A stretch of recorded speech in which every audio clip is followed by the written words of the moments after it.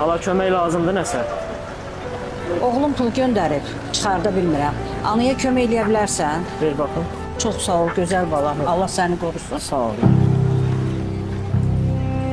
Kodun nədir deyir?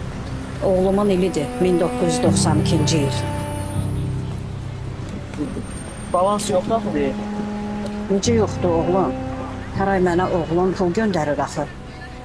İstəyirsən telefonu verim, özü ilə danış. Hə, yığ ver özünlə danışım. Sübhan, anaya pul göndərməmsən oğlum. Burada bir yaraşıqlı oğul var sənin kimi. Kartımı saldı, amma gördü ki, balansımda pul yoxdur. Verim özü ilə danış oğlum. Bir danış görün. Alo.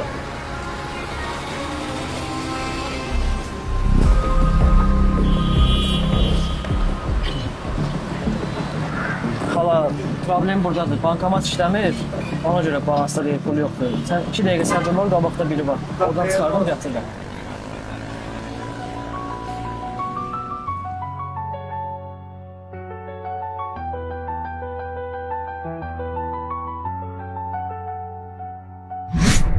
Kardeş, siz Allah üzürü sayın. Kardeşim şəhid olandan sonra anam travmalanıb.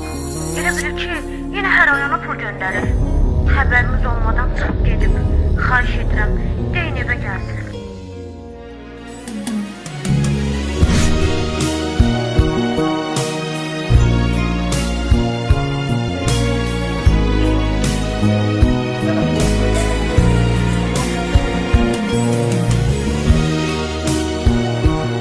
Xala, pulu çıxartdım.